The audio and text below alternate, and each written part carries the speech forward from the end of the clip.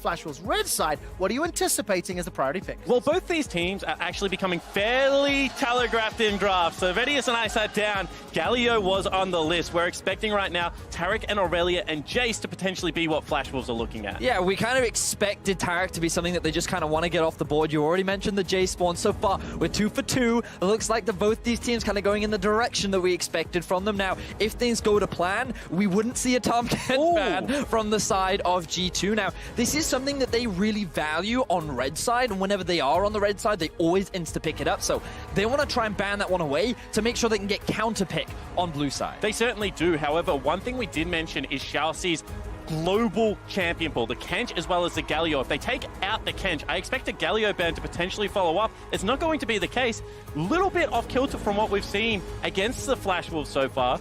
Could be a good read here by G2. Yeah, now it looks like the Flash Wolves, they are looking to leave a number of flex picks open. Sylas, Irelia, Akali, and Ryze are all up for grabs, and expectations are that the Irelia will be taken off the board, but they're actually going to pivot over to the Rakan. So we only got 2 out of the 6, but you know what? It looks like nice to see that both these teams kind of adapting as the tournament continues. And I think the Rakan ban is in direct, counter to the fact that they took Kench off the board, maybe without, being a pocket brawl player for Shalcy, not really confident in the Xayah Rakan matchup, don't really play it themselves, so just wanted to remove it from volatility. Yeah, I think that's a very fair ban.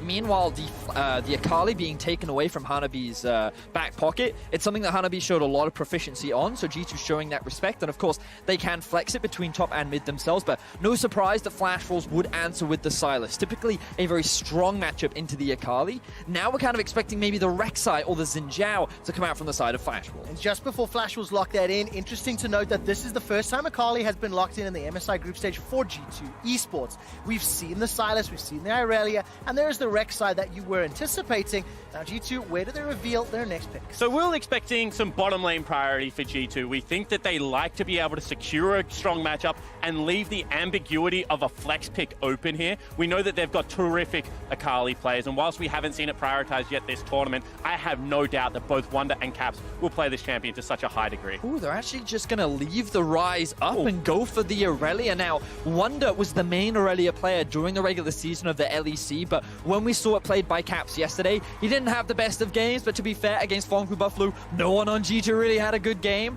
So now they're heading towards that direction with their 2 solo laners picked up. I wonder if they're going to prioritize jungle or support right now. Yeah, and jungle would make so much sense to me, just because taking a half of a bottom lane isn't really going to protect you any from the draft. You can still be attacked down there. However, if they take away the jungle champion pool, then you can make the solo laners a little bit more of a liability, especially given the fact that Flash Wolves already had theirs available. To match the picks would also make a lot of sense for me here, Vedi. It's not what we've seen from Rather, but it does make sense when you have a look at what G2 solo laners currently bring. I would actually have loved to see the LeBlanc come out, because I feel like that it does fantastically into the Akali, and it kind of forces either the Aurelia to go into the mid lane, where you can then look to flex it around, or you can look to punish it with a Rek'Sai, but instead they're going to try and get Betty one of his big comfort picks. Kai'Sa was something that he played the most of during the regular season, and honestly, something he's played a lot of in this tournament, and they're now kind of setting up for either a Kai'Sa Galio or a Kai'Sa Nautilus, both very potent bot lanes for Flash Wolves. And the reason this is easier to do on red side is because they're going to be able to dictate the bans now. Then they will have first pick coming out of this stage of the draft as well. Ultimately means they can leave counter pick for Rather down to the very last pick if they wish to hide something as well. I like the adaptations in draft here from Flash Wolves. All right, we're into phase 2. Braum is banned away. Galio was banned during the first phase. Gangplank is now added to the pool as well. Just an interesting tidbit that both Perks and Wunder have run a unique champion every single game of the group stage thus far. If that Akali ends up in Wunder's hands and we see what Perks wants to run in the bot lane, there'll be a little shenanigans afoot, and there's a Kalista ban in phase 2. Wanted to tie into your point, Spawn, from earlier, where right now Flash Wolves are very clearly saying we're going for Nautilus. We're going to lock that one in. Your G2, we don't think you're going to have many answers to it, but right now I'm thinking of something like the Morgana. And the fact that G2 have chosen not to ban the Nautilus suggests to me that they must have something prepared, and they're more than fine giving that pick over to Shalcy. Especially when we've seen G2 run multiple different kinds of counters. The counter where we're going to try and run something to beat you in lane, or that we're willing to hold up 2v1 in this lane and potentially look to roam around the the map. That's the thing that gets fans excited about G2. They don't play the League of Legends necessarily by the similar rules as other teams, and they are willing to flex that. Ooh, we're actually seeing a pivot, so Flash Wolves taking it to the next level, and oh, hang on, immediate Draven lock-in. We'll get to that one in a second, but there's the Morgana that we were talking about, Spawn. The thing is from Flash Wolves is they wanted to have the choice to go for the counter pick. The problem by not locking in the Nautilus right now, well actually I say the problem, the advantage of not locking in the Nautilus now is they can pivot away from playing into the Morgana. I'd be very surprised if they voluntarily pick this matchup because it gives a lot of bot lane priority over to the G2 duo. And not only that, you would have counter pick in both positions now. You know, Draven historically has been seen as that counter pick to the Kai'Sa, just out ranges, out damage early in the game. So Flash will say, you know what, we team fight, we pick for team fight a lot in the bottom lane. We're still going to stick to our guns. But you would have to say that the way this draft went is heavily G2 focused right now. The flexibility of the solo laners, the tie-in jungler for the top side of the map, and then counter pick bottom lane. Kind of every box we wanted G2 to hit coming into this game. I feel like G2 can be very happy with their draft, and we didn't touch much on the Sejuani, but it does bring that extra engage for the team that has multiple split pushes. So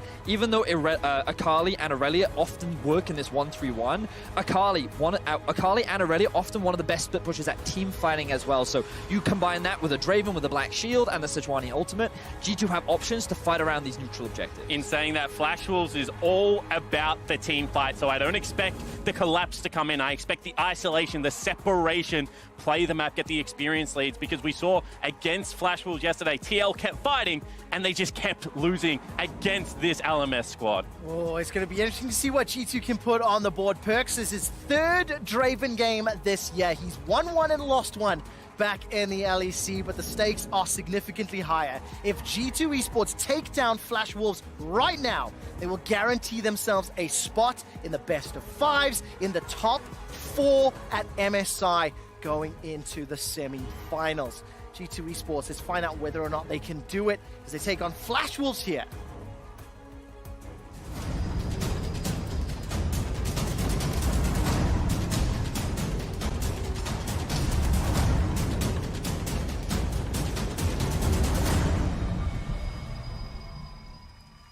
And while G2 Esports can secure themselves a spot, Flash Wolves are still fighting for their right to survive. They are sitting at 2 wins and 4 losses, and they are tied with Team Liquid behind SK Telecom at 3-3. And if you look at the mini-map, as it stands, Flash Wolves have got themselves grouped up around that banana bush and pushing forward into G2 territory. And you can see the immediately ward drop here from Perks will spot out the invade. On the flip side of the map, Boogie also warded very earlier, then took up the mid lane position. Both teams obviously expecting some level 1 aggression. I thought the Flash Wolves may look to consider trying to split the map, because one thing you've always got to be careful with the Draven Morgana lane is that they get that early gank assist, and then suddenly that lane becomes out of control. So by forcing Jankos up towards the top side, yes, it runs the risk of having Radha and Hannah be put behind in the 1 versus 1, but the advantage is the Draven and Morgana are left isolated and they can't play as aggressively as they normally do. And you can see right there that Betty shows himself trying to dissuade any of that aggression and capture drone down into the bottom lane. They obviously do want to protect Boogie's positioning on his first clear. Would not be surprised to see, you know, as you mentioned, the convergence of the jungler around that bottom lane Scuttle Crab and the fight for priority to be very hard. We'll see whether or not any engages come from that Scuttle Crab spawn. I'm taking a look down. Summoner spells, a couple of teleports on both sides of the rift in the solo laners. Conqueror obviously sitting on both sides. Solo laners for G2. And of course the Klepto Draven, something that we have seen a fair amount when Draven is played this year. But also the Exhaust sitting on top of the Morgana as well. Typically, when you're drafting in a Draven lane, the Ignite adds that extra bit of kill pressure. So the Exhaust is saying, you know what, we want that extra bit of survivability, but it's so valuable against Kennen in these team fights. If he's diving onto multiple members, the amount of damage mitigated thanks to that Exhaust can shift a team fight into G2. Especially given the fact that they want to play heavy lane bully. Hook will go wide there from Xiaoxi. You don't have the luxury of running the spellbook right now for Mickey because you want to win the lane. The Guardian's going to be incredibly important, so I do like that he's just committed to that summoner spell for the late game team fight. And this is interesting to me from Flash Wolves because they're converging on the top side of the map as well. Could have been maybe a wave stacking into kind of be quicker than he would have liked, so therefore Jungler has to path towards it. But Boogie ending up on a side of the map where I would expect Hanabi in the early stages to try and play a little bit safer, given, you know, the synergy between something like a Sejuani Aurelia game. Yeah, I'm actually very surprised because in terms of the pathing, Boogie started on his blue, he then went to red into top... Krugs, that's the Badger. And then, so he actually had no priority over either Scuttlecrab, meaning that he relied on his bot lane to secure it. And if Sejuani had taken that path, then she could have potentially secured bot Scuttle into top as well. So yeah, I feel like it was a bit of a dangerous path, but it does guarantee him level 3. And now he's going to convert it into the Raptors as well. So my assumption here is, given the fact there's a Targons in the bottom lane and maybe a little bit more AoE coming out of something like a Kai'Sa, worried that with, you know, Sylas, who we always talk about the push, bottom crab was going to be off kind of the card. So Wonder fought for priority very nicely. Yeah, Hanabi didn't want to give the gank over, and that's why, you know, potentially Jankos was looking at the top crab, and Boogie just backed away completely. And there we go. No shenanigans afoot as Wonder's able to farm up underneath the tower. And we'll see what sort of impact this has in the coming minutes, because Mickey and Perks slowly pushing that wave back, but it does meet somewhat in the middle as Boogie has recalled, as has Jankos. They've both picked up those chilling smites and now starting to make their way down towards the relative lanes. Now, I want to draw viewers' attentions to the rune choice coming out from Caps. We've seen a number of Akalis playing mid lane up against Sylas, and one of the most common rune choices that you'll see is Fleet Footwork, because when playing up against the Sylas, you often lose a lot of early game trades, which means that you want to go for a little bit more sustain, because whenever this happens, you want to be able to fight back, right? So you run the teleport, the Fleet Footwork, and you just try to get to laning. You're just trying to want to scale up, get that first item. But by going for the Conqueror, this suggests to me that he's looking for those more drawn-out fights and like constantly building up those stacks, hoping that he can out-trade the Sylas later on. I completely agree. I think that this is a side lane rune choice when we have a look at it. I think that if you're running something like the Fleet, it's because you're worried about getting through lane. Cap's obviously trusting in his individual skill to be able to do that. We see even further aggression down in this bottom lane. We keep holding our breath every time it happens because there is so much kill threat really on both sides, with a lot of burst damage and a lot of CC. As well as junglers pathing bottom, so it looked like the heavy trades was a deliberate choice from Perks and Mickey, and you were just waiting for them to pull the trigger on that engage. However, once again, you have to say that this is a good match out of Boogie to be down where his team needs it. Look, neither team is falling behind yet. With 5 minutes in of farming, and this is the first real gank that we've seen. Caps may need to blow the flash, holds on to it for now. Boogie's looking to chase further forward and didn't manage to fire anything more than the Prey Seeker. So Caps escapes with his life. Oh. Now down the bottom lane. It's all in. Perks flashes to safety. Summoner heal's already used. Mickey continues to run. He's already used the exhaust. Now he flashes to safety. Dark Binding will buy some time, but one more auto is not in range. Nobody goes down, and listen to the crowd. And you talk about volatility. 4 summoner spells burnt in that trade. Flash Wolves, however, will get the advantage. They force them out of lane. CS and experience going to be in their favor. And we talked about it in the draft, the consistency that's been coming out from Betty this tournament. He demonstrates it once again here. Finding a successful 2v2 trade against the G2 duo will net them big advantages down towards the bot side. While that was going on, Jankos finds Boogie up in the top quadrant of the map, pushes him a little bit away from his Krugs, and he just provides some additional cover for Wonder. Cap starts to go in and out, trading now with Rather. Rather has hijacked himself a perfect execution. We need to keep a close eye because either of these champions can just insta-burst down. Dark Binding finds a target. Mickey, only level 4, can't chase further.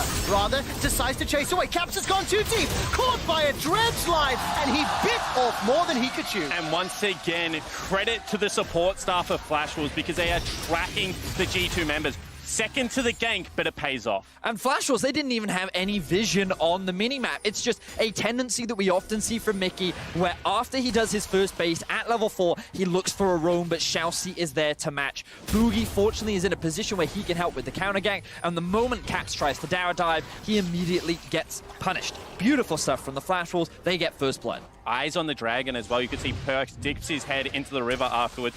And initially, this looks great from Mickey. It gets the ultimate out. You do have to question the over-aggression. Caps, even if he had have picked up the kill, certainly would have needed to burn a summoner spell at the minimum. Bit a little bit too far. And great execution there from Rather as well, because the moment that Caps was underneath the tower, Rather hits him with the W, gets a huge burst of heal as well. So all that execution damage that's supposed to come out from Akali, it looked like he didn't even do any. So there was no situation where he could trade the 1-for-1, and Rather comes out on top. I feel anxious as a European viewer now when I see Rather's competency on the Sylas. He has been going toe-to-toe with Caps and willing to pick out his fights and trades.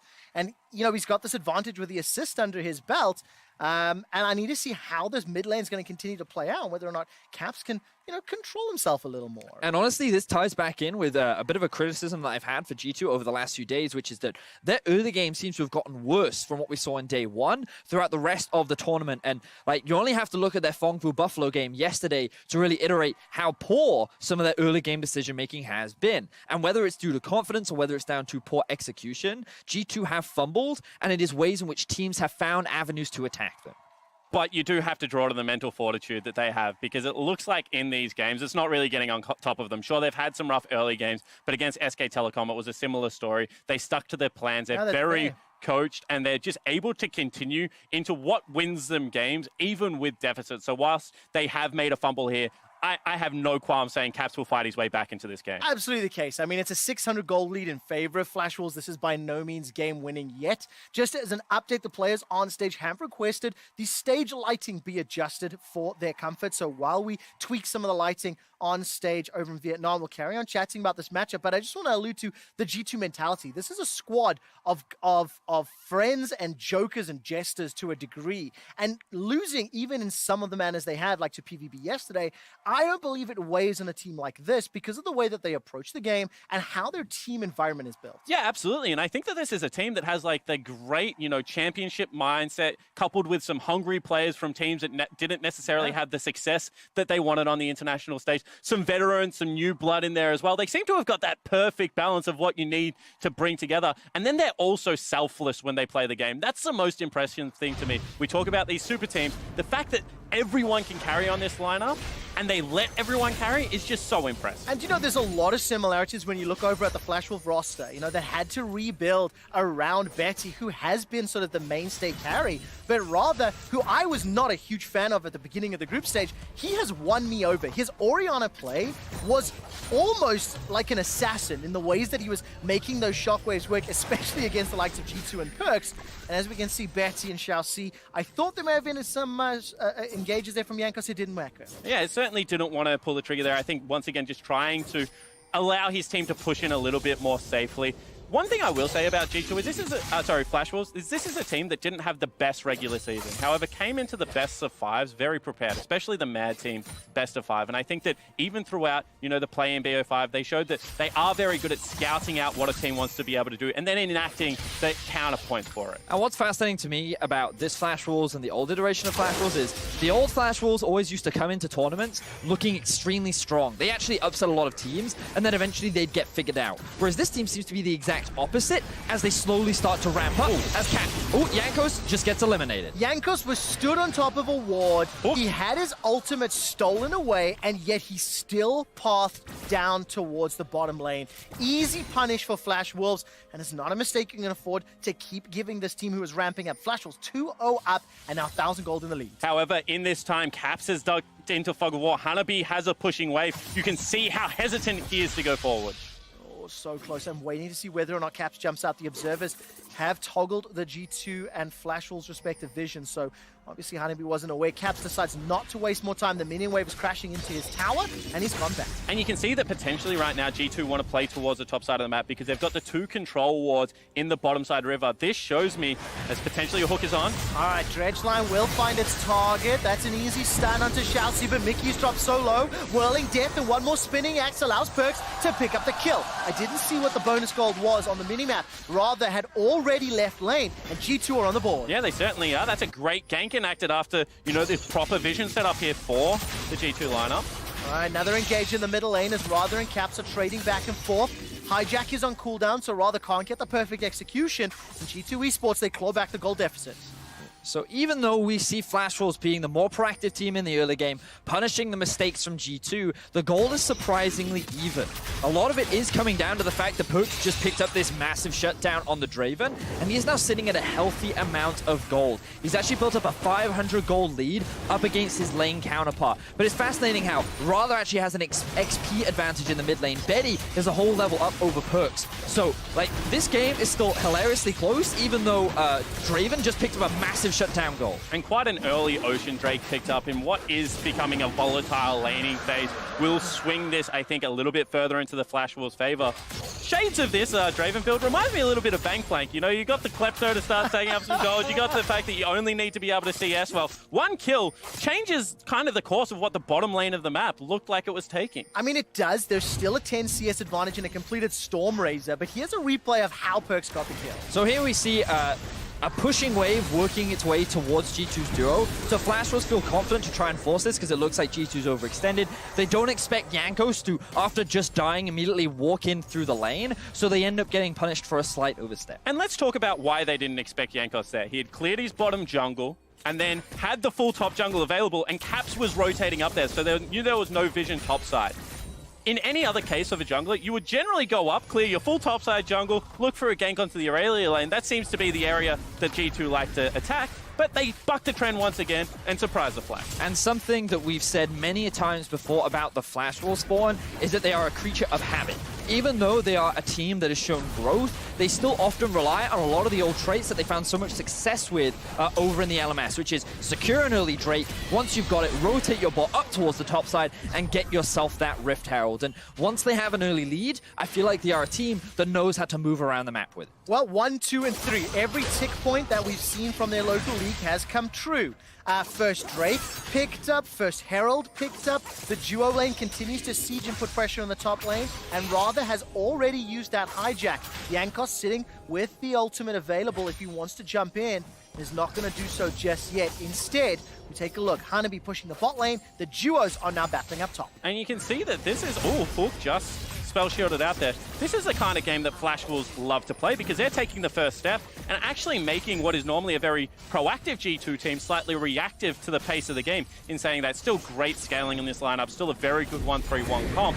So I feel like Flash Wolves doing the right steps for now, but we'll see whether some of these mistakes that we've seen in their gameplay creep in. Now, Flash Wolves are utilizing this Rift Herald to just invest more gold into Betty. They want to close the gold gap as much as they can between the Kai'Sa and the Draven, and you'll see 320 gold picked, effectively a kill, put into the back pockets of Betty. So that will definitely help him a lot, and while it won't secure a major objective, it just keeps the game relatively even, and now Flash Wolves have gained a slight gold advantage back in their favor. I mean, the gold values are even between those bot laners. You can see Perks and Betty sitting just shy of 5,000 gold. First big items are coming in pretty much across the board. Wits End sitting for Wonders Aurelia, Proto Belt for Hanabi's Cannon. And Boogie's now making his way into this top lane. No boots, but he's got the Warrior Enchant. I'm looking for the Black Shield if it's available. Gonna throw him down a little bit late. Exhaust is buying some time. Soul Shackles into stopwatch. Whirling Death comes out, and G2 obliterate the first kill. But it's ADC for ADC, as a dash and a pop and a dazzle means that Caps gets on the board. Now Rather's taken down, and Hanabi runs for his life. Mickey with the beautiful Morgana play to set up the 3-man stun to allow the rest of Jankos to get that collapse. Teleports came in from all over the map, but it was G2 that ended up coming out on top. And it was because they arose first, Betty. This is a team that is so quick on the trigger. Just impressive collapse, and that looked like a free gank because the Black Shield, I believe, started on cooldown there. You saw it used in the laning phase. You saw the aggressive posturing, but G2 read the player and able to collapse. Zero hesitation. Everybody threw their champions into the top lane. And as you mentioned, that exhaust a few minutes ago, Vedius, coming in crucially to keep Perks alive as it started. Now, Hanabi did not use his flash, and Jankos stood on top of a ward, or he's clearing out the ward, rather. Means that Hanabi's not going to get dove, but I held my breath and we can finally see this replay. So Boogie in a great position, he gets a good knockup. The Black Shield comes out late, knowing that, okay, the CC's already been applied, so get what we can, but look at that 3-man stun coming out from Mickey. Sets up for a perfect ultimate from Perks to then follow in from the chain CC from the rest of G2. We don't have time as another fight kicks off. Yes, it does. Mickey finally uses his flash, continues to run for his life, dropped down to 150 HP. Betty's Icathian Rain was unable to pick up the kill, but a 3-man stack for the Flash Wolves should help them secure the first tower of the game. Looking at the minimap, Caps was making his way down, but there's no initiation opportunities yet. I love that Flash Wolves are not slowing down. Throughout this game, Boogie has just been invested in getting this duo ahead. He's found multiple successful ganks, and just there they nearly got another kill onto Mickey. By forcing out his flash and knowing that there was no double teleport on the side of G2, they could secure the first tower of the game, and once again, reclaim that slight gold advantage. And we'll see what they set up for now, because I would expect them to redeploy towards that bottom lane and go for the drag. And we keep talking about it, a predictable team in the Flash Wolves do like to fight around objectives. You know, the other play I would have liked to have seen is, you know, top turret is a hair's breadth away from being pushed over. It's only going to be an equalizing Ocean Drake, maybe seed, and look to trade for the gold objective. I really want to draw viewers' attention to the minimap right now, because you'll notice how much vision is being invested from both teams. There are wards scattered everywhere, but it's G2 who starts off the fight. They are indeed. Caps may already have won the fight before it's even started. Chelsea and Betty are just obliterated. Wonder and Caps double team the bottom lane, but now all of a sudden Wonder's in trouble. He gets unburrowed and taken up. A beautiful 3-man stun. Gets Wonder to safety. He was looking for the dive onto Hanabi and was unable to find it. Now rather, he's chasing forward and the Dragon's still available. And G2 preying on the tendencies of the Flash Wolves. If we know where the Flash Wolves are going to return, G2 do as well. They set up fantastic vision and win the fight. This is one of those situations where G2, they know what the textbook play is, and they look to ways to just rip those pages apart. Flash Wolves, there was no dance back and forth for the battle of vision. It was just G2 see an opportunity and go. Bedius, you were trying to draw the pages of the textbook, not even anticipating G2's hyper aggro read on the situation. And literally as soon as you started highlighting the vision, G2 pounced on the opportunity. And it's that decision making that is allowing G2 to sit in control of second place right now. Decisive, proactive play in the mid game. And I want to draw attention to the solo laner items of G2 right now. We've got a Wit's End picked up for Wonder, as well as the making of what is going to be the Burning Face Leandri's Torment for Caps. Now, why is that important? Well, double AP solo lanes, so the Wit's End going to shut down both those sides, and then matched with the Conqueror, the ramped damage as Cap stays in combat for longer and longer in this side lane, makes his build less bursty and a lot more, you know, continue to skirmish 1v1. Yeah, and I wonder if this is something that he's just specifically itemized for the Silas, but have a look at this. Cap's just sitting in the fog of war right now, immediately just dives onto Betty and obliterates him. There's no answer. The rest of Flash Wolves are just kind of spaciously moving in towards the Dragon Pit, even though they have no vision. Remember all that vision we were pointing out earlier? They felt like they had a pretty good read on what the situation of G2 was. They were like, oh, they started the Drake. We can start to make our way forward. We can start to set up for this play, but they don't have an opportunity, and G2 just pounce on top of them. And in that replay, we saw the power of that Morgana Black Shield.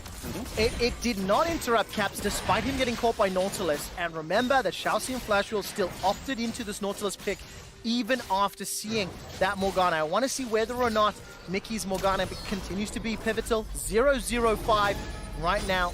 He is joining the rest of the squad in this upper quadrant and is still a Bramble back. Now the gold is still very even. And we kind of got to remind people of what we talked about in terms of win conditions. Flash Wolves are looking for this big team fight, whereas G2 are going to be looking to play along the side lanes, look for these skirmishes, look to try and find these 2v2s and 3 versus 3s. Things will get a little bit harder for the Flash Wolves once Wonder completes his Trinity Force, and arguably when Caps completes that Leandri's.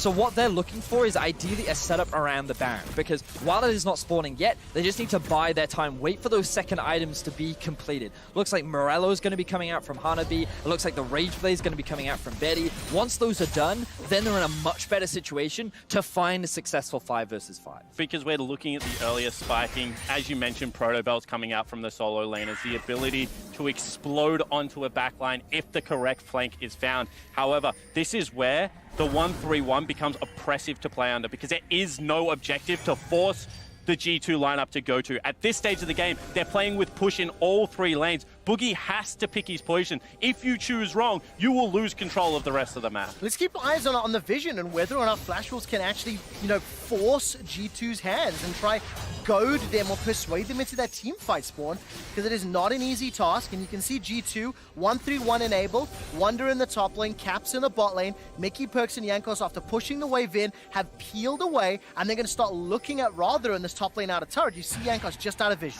And Boogie just dodging out of a bind as well. You can see how cautious they are moving through the jungle. This is what G2 do. They suffocate your vision. You must take the long way, and then they just pick up the gold. Beautiful execution of the 1-3-1 from G2. The important thing to note, once again, if I draw your attention to the minimap, see how the Akali pushed in the bot lane, walked up through river, and then again gained priority through mid, while the rest of G2 moved up towards the top side to then take down the tower. Excellently well done, and a great utilization of exactly what you were talking about, Spawn. Have priority in all 3 lanes, moving between them and slowly taking down these objectives. And what it is resulting in is a 1,000 gold lead for G2 Esports. 6 kills to 3, 1 tower to 1. Those big items have just been picked up. Spawn, Leandri's Torment for Caps, Trinity Force for Wonder, BT, as well as another BF sword sitting in Perks' back pocket. So everybody is continuing to scale up. It's 21 minutes. It is still even gold. So as long as G2 can keep Flash Wolves at arm's length and use this 1-3-1 to their intended purpose, that's fine. But they've got to be very, very careful if a team fight breaks out, because as a death ball, Flash Wolves comp is terrifying. And that's why we're seeing sweepers with jungle and support off cooldown, because they have to get rid of the flanking wards. If they go for one of these plays, it's scouted out, there's a flanking ward, and you know Hanabi can get on the backline, it's a different tale, but as long as they play this controlled, measured style, there is no response right now for the Flash Wolves. All right, Caps has jumped in. He's still got that perfect execution.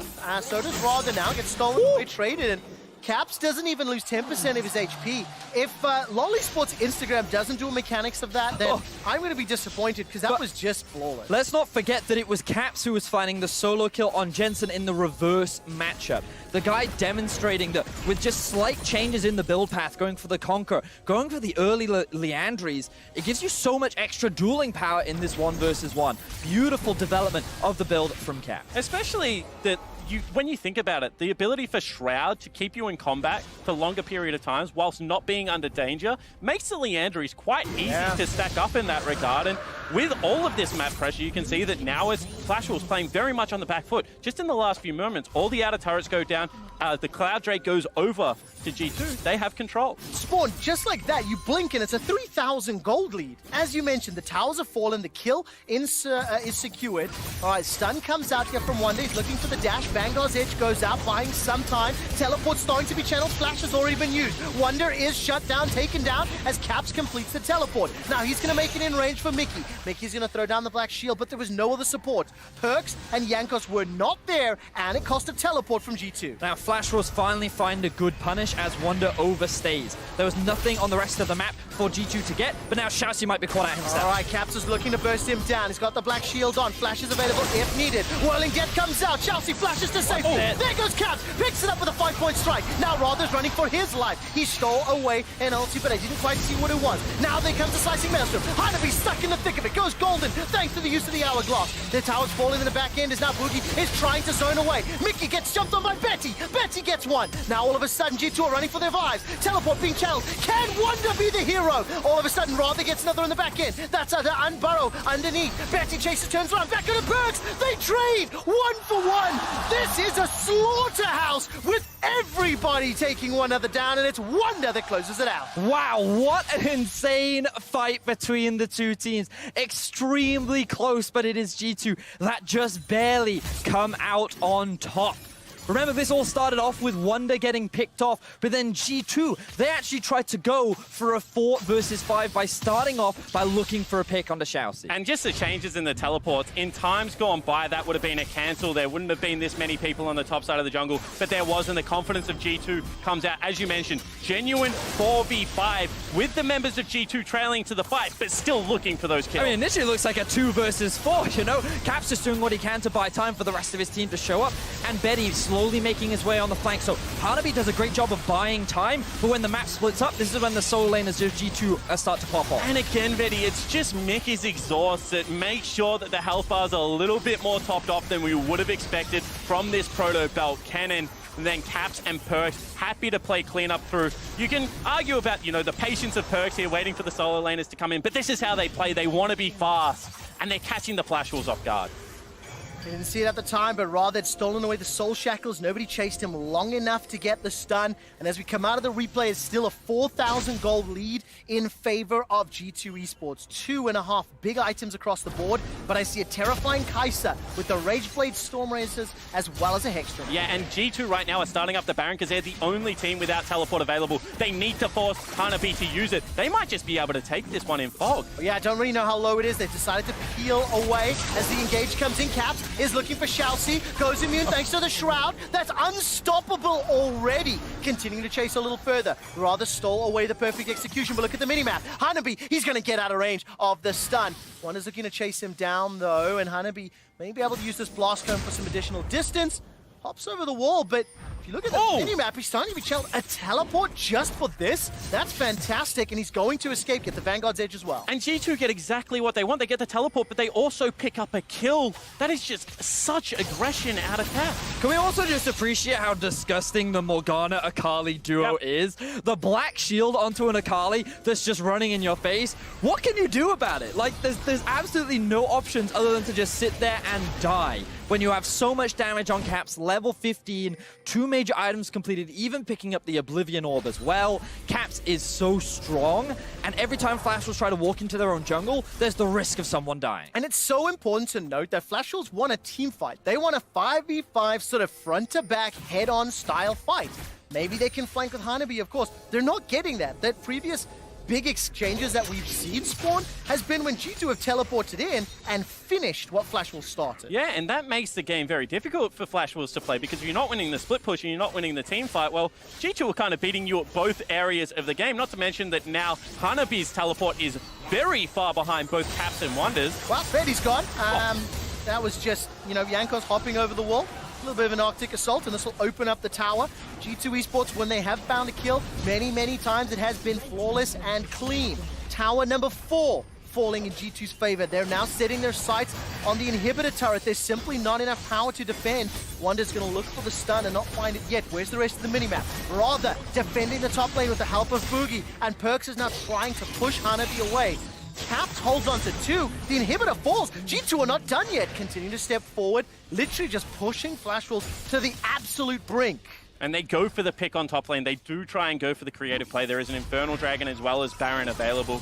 But Caps, you know, plays a little bit safer this time around, able to back away. And G2, as they withdraw, just taking all the resources off the map, this has been such an impressive mid-game after what was a disappointing early game. And this is why, you know, analysts are so excited about the different areas that G2 can beat you with. Not just come out and blitz early game. They've shown in back-to-back games now that if things go all right, they stick to the plan and they're able to bring it back. I mean, this is the thing, right? So Flash Wolves, the thing that makes me happy is that Flash Wolves are continuing to prove their early game. Sure. Right? Now, the question marks is how well they're transitioning that early into an effective mid-game. And unfortunately for them, one of G2's biggest strength is their 10 to 25-minute mark, when they complete their first items and they can start moving around the map. And unfortunately, Flash Wolves haven't really been able to set up for a situation where they could get the ideal fight, because again, G2 are just so good at finding those small windows to look for picks, go for skirmishes, and find those small fights. And in so many of the plays so far, it's been that half a second, you know, very confident communication that it has allowed G2 to get the edge. They didn't play this game from an advantage. You know, they were taking 5v5 team fights, so not even necessarily with the better comp. But what they did have is the communication and the confidence to be able to go for their plays and secure it. And now continuing to bait around this Baron area. So now Flash Wolves, their best bet is to try and steal away the Baron or get a good fight in the Baron. But unfortunately, they're slowly being starved out of vision. The entire top side of the map has gone completely dark, and the bright side for them is that G2 don't have necessarily the fastest Baron, but if you can't even approach the Baron, how exactly are you going to stop it? And if you can't win a team fight, because Mickey still has exhaust every time Hanabi comes in, regardless of whether it's a level 16 cannon, he's just been shut out. All right, Baron being dropped down, 50% HP. Boogie, Shalcy making their way up. Caps decides to engage. Remember that black shield does so much work. Baron's already picked up. Rather is now caught in and amidst the G2 members. He's trying to escape. He's got a stolen Morgana ultimate. Maybe that will become pivotal, but with Baron and 8,000 gold in the lead, there's a teleport going bot lane. G2 are just going to play the map to perfection. And this is the part of the G2 game that I love to see. When they think that they are minutes away from winning, when they're willing to burn resources to set up the wave exactly how they want them and go for that death hunt. It's a beautiful execution on how to push your advantage. They're not going too aggro, they're not taking these risks, and Flash Wars, the number of options that they have are dwindling. Just as a reminder, of course, G2 win this game, they guarantee themselves a top 4, but their sights are not set on top 4. They're looking for a minimum of top 2. They do not want to be in that 3rd or 4th spot, and if IG wins out, be one of the teams that could be picked.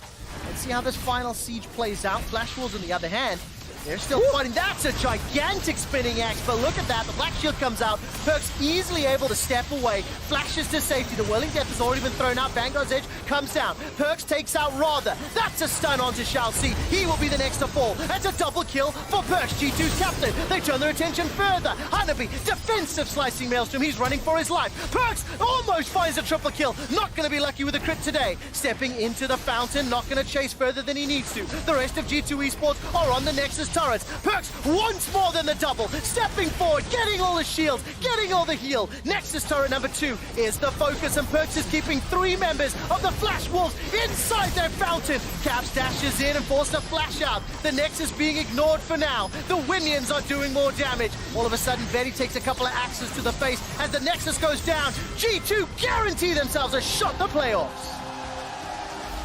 And another decisive victory for G2 Esports. The early game, once again, they just allow it to come to them, explode through the mid game, 1 Baron into end. As soon as this team gets any advantage, they close. Yeah, it certainly was, and the way in which they moved around the map was beautiful. I feel like that they got the kind of draft that they love to play. They had 2 exceptionally strong solo laners. They got themselves a strong 2v2 in the bot side of the map that, while it did struggle at times due to the pressure that Buki was applying, it didn't slow them down at all, and they found a lot of successful plays in the mid game. And this is why I say they're well coached, because I always have questions about what are they trying to achieve? When do they feel like they come online? They've changed the item builds. What does that mean for the game and how it is going to play out?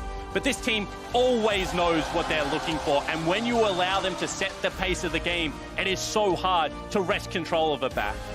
And if we kind of look at how the game played out, I don't think this didn't defy expectations, right? If we look at G2 at this tournament right now, they are a top 2 team. It was always going to be an uphill battle for Flash Wolves, but to me, I'm still looking at this as they're showing better and better early games every single time. They're slowly progressing. It's just about translating that early game a lead into a mid-game success. I really agree with that, but I think that's been true for both Flash Wolves and G2. And for G2, they've cleaned up a lot of those mistakes you've seen from previous games in the tournament. For more on how exactly G2 locked in a spot in the knockouts, let's hear from the Safe Farm Analyst Desk. Thank you very much. Quick shot. Later on Shocks, we'll hear from Caps, but G2, our second team to lock in a knockout spot behind IG, and they do it with their second win over the Flash Wolves here. This one a bit more competitive than the first time around, but still a solid amount of control showcased by G2. Yeah, more credit to Flash Wolves for keeping it close for me, because G2 showed me a lot more composure, but Flash Wolves were still in it. Yeah, I mean, the early moves for Flash Wolves made a lot of sense, right? They were able to get the Dragon, then they actually lane swap up to top side to be able to get the Rift Herald in addition, get some turret plates for Betty, and, they're like, oh yeah, the steps and the plans are working until they run into Caps Akali with a black shield on him, and it just goes out the window, and Caps just destroys Betty, and then there's all your money that you were trying to funnel. And I think it then starts in on the draft. Raz, you brought up a really good point that you have Aurelia, you have Akali. Kobe just said it. If you put a black shield on either one of those, there's nothing to stop them from getting into a backline. Yeah, multifaceted, because in the laning phase, Draven and Morgana into this matchup, it makes it very difficult for Nautilus to ever look for a trade, ever look for an in until Rek'Sai starts to join in, and then you have Sejuani in it. So that's just better for the G2 bottom side. And then once you start looking at the comp itself, you're like, all right, Morgana, Akali, we saw those few plays happen. Morgana and Aurelia, ultimately, you just have so much space because you have assassins just diving straight into you. Is it not a little crazy that the blue side team got both Aurelia and Akali? I mean, you're giving up some things, right? Silas, it was a big exchange, right? And everyone's like, oh my God, the Akali into Silas matchup, that's Silas' favorite now. Well, I guess it's just Cap's favorite as far as that matchup goes, because he makes these adjustments. He takes the Conqueror on the Akali as well, builds into the Leandries for the extra damage ramp, and then we see him solo killing Rather multiple times. So, I mean, it's the fact that G2 have so many of these looks in Champion Select that allow them to come out with things like this. And then once you have those two pieces, Akali and Aurelia, and not only the Black Shield, but also Sejuani passive stacks up with both these melee assassins. So you have CC, in addition to being able to deny the enemy CC, and the burst damage is the overwhelming factor. And the small thing you want to add is really just in G2's composition, the Akali is really the only thing that is contested in first pick. The Aurelia you see going off a lot of times on both sides because contested laning phase when she got her W nerf, so a lot of AP mages could deal with her. Then the mid lane is not so much competitive. The top side of the map, same matchups that people are more willing to take.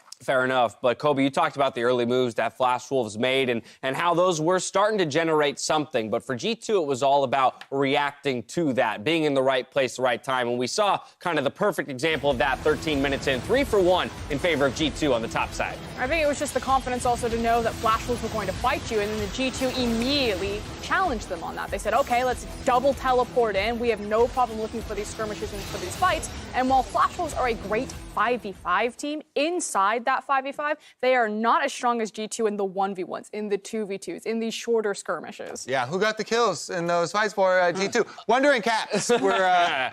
All right, so then let's take a look. As you said, it was all about Caps from that point forward. Once they started rolling, he kept it going with his Akali play. The primary reason why I have him in my top 5, because he finds himself straight in there. It's so tough for Betty to find any way in when G2 are already there, stacking on top of, the Morgana, Sejuani that's nearby. He's able to find himself in side lanes. I just feel bad for Rather. I just feel like we've got to get to this point where we've got Faker, Rookie, Caps. I want to see them competing when they're not on Akali. Like, separate Akali from the equation. Jensen's Akali. This champion just does things that are disgusting. There is no correct positioning when there is a Fed Akali on the enemy team. You cannot do anything. She will find you. Why you gotta bring that up? It was a good Akali. You're making me sad again, though.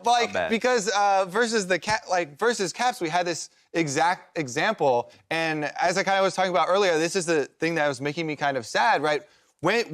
It doesn't feel like our team has the players that are looking for those game-winning plays, right? When people talk about, we can carry from any lane, it's looking for those types of plays where you set up the control where Caps is looking for the AD carry past the Nautilus, past the enemy mid laner to go get the game-winning play and pull that out, in these critical moments. It's more of like, all right, we'll group up as team fight, and then, we got to win the team fight. It's X Factor. That's what it is. And the two teams that are leading the charge right now have multiple X Factor team play or players that will find like these miracles that will change the course of games just on their own play. Need killer instinct. I think a lot of it does have to come through the set plays in motion. This game for me was a lot of safety nets there. There was a whole bunch of safety net that if Akali's is jumping right in there, not only is your team setting up right behind you, but of course the Magic Shield. I think that this was incredibly well constructed.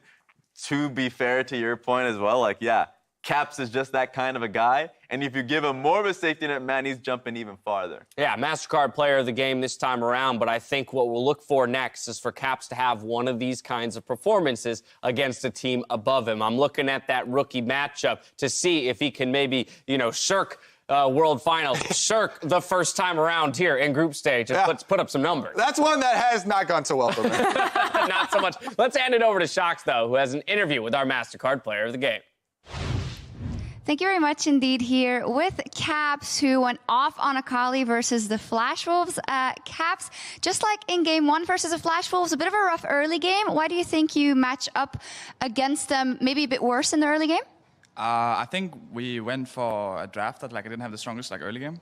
At least mid jungle was not the strongest, and I also kind of went really deep and died. So that kind of made us go, okay, we have to just play safe, and then once we get our items, then we can actually fight.